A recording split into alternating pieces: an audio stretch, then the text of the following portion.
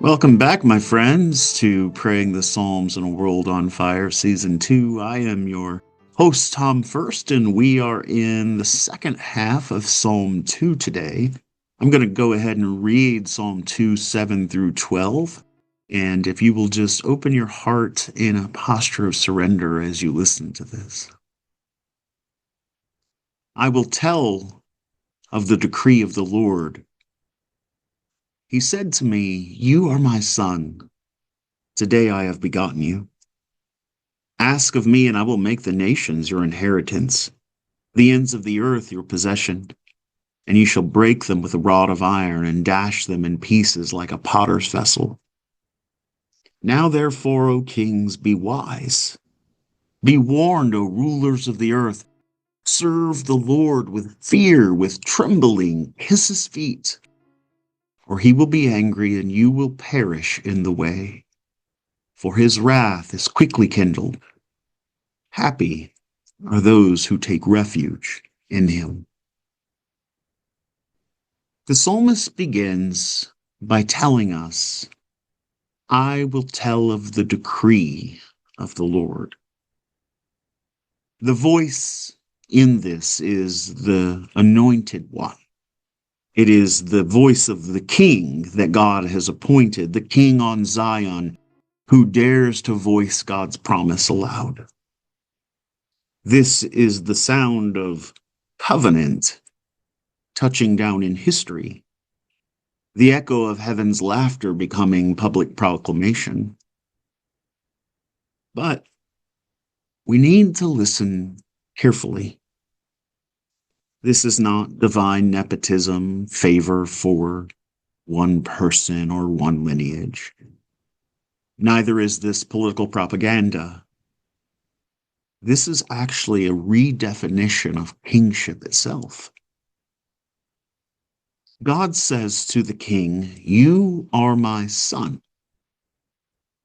In the ancient world, that title of being the son of the god or the gods is a title that belonged to kings and tyrants. Pharaohs called themselves the sons of Ra. Caesars called themselves the sons of God. Every empire baptizes its violence in divine language. Here, though, the phrase is turned upside down.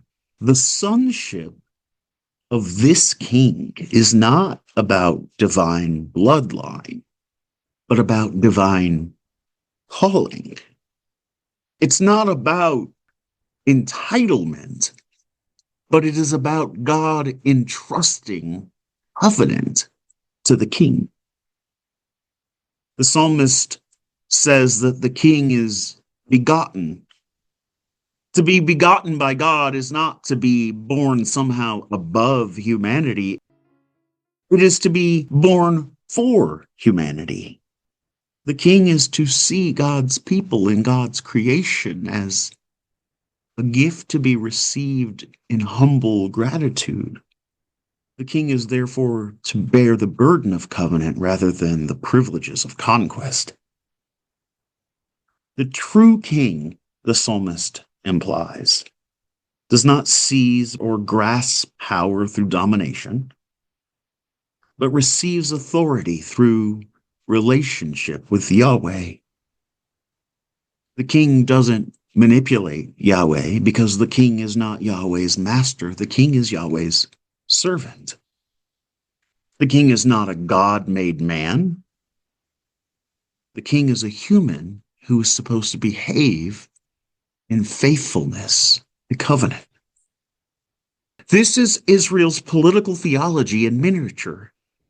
God is reminding every ruler, every system, every heart that the only power worth possessing is the power to protect. God tells the king, "Ask of me, and I will make the nations your heritage." Empire hears that line and it salivates. That text has been so misused because empires imagine their borders always expanding, their flags always unfurrowing. It imagines redrawn maps colored in with their dominance. To inherit the nations in Psalm 2 is not to own them. It is to hold the world in trust for the sake of God's peace. The inheritance of God's anointed is not territory, it is responsibility. It's the vocation to love justice more than you love power, to serve creation rather than to just consume it, to rule not by fear, but by faithfulness to covenant. And then comes the difficult line. Yahweh says to the king, "You shall break them with a rod of iron." It sounds violent, imperial, final. But in the Hebrew, the word for break can also mean shepherd. Read that way, the image shifts significantly. The rod is not a weapon, it is a staff. The iron is not for crushing, but for guiding. The power is not destructive, it's for protecting. This is how the Psalms transfigure politics. They don't take the language of domination and just fill it with mercy. They remind every generation that God's justice is fierce only against the forces that destroy life. The shattering of pottery is not wanton violence, it is the end of idolatry. It is the breaking of false gods and brittle systems so that something humane can emerge and flourish. Toward the end of the psalm, the voice changes yet again. The psalm turns outward. From heaven's decree to earth's invitation, the psalm now says, "Now therefore, O kings, be wise, be warned." Notice the tone. It's not taunting. It's merciful. Be wise. Be warned. The very rulers who conspired against God in verse 1 are now being invited to join God in verse 10. Even the conspirators are not beyond redemption. Even the architects of oppression are offered the opportunity to receive wisdom. Even the enemies of justice are invited to change. This is the scandal of grace. That the psalmist prays not for vengeance, but for conversion. Serve the Lord with fear, the psalmist says, and tremble with joy. This is the psalm's revolution. Fear and joy in the same breath. Reverence that shakes the earth and sings. And then, maybe the most tender and misunderstood line of all.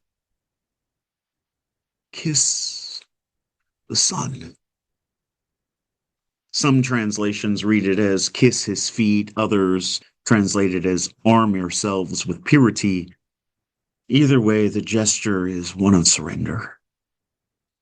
But it's not the surrender of humiliation. It's the surrender of peaceableness. A kiss is a sign of covenant, of allegiance, of reconciliation. It meant, I choose relationship over rebellion. It was how ancient enemies sealed new beginnings. In that sense, then, this final scene of the psalm is not about submission to tyranny. It is about the end of tyranny.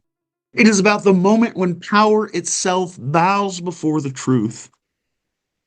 The kings of the earth who once plotted violence are invited into vulnerability.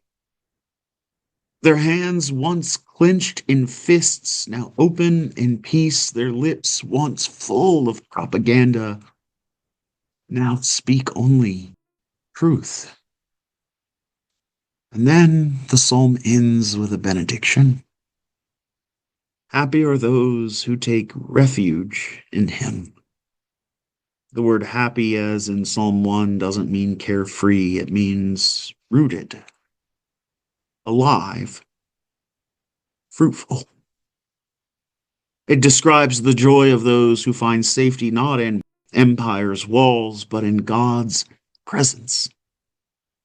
Refuge here is not escape, it is solidarity.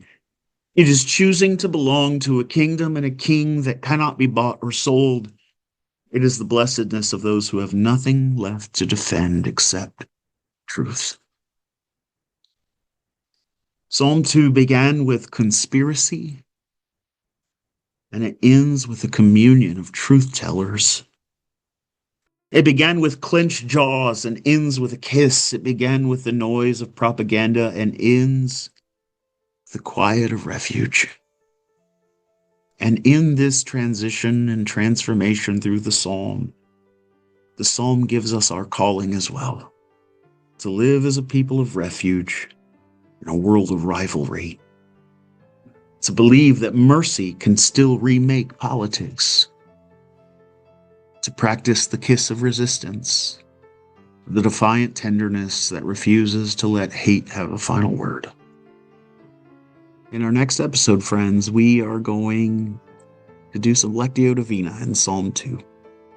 We're going to sit in my translation of it, and we are going to murmur and meditate on the joy and the delight and the resistance that Psalm 2 offers as we learn to pray in a world on fire.